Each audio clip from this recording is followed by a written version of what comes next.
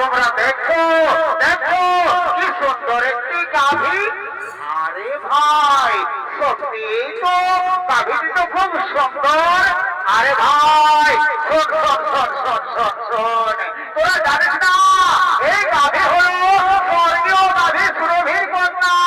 দেবতাগণ মহামণি বৈশিষ্ট্যকে দুগ্ধ পান করার জন্য দিয়েছে।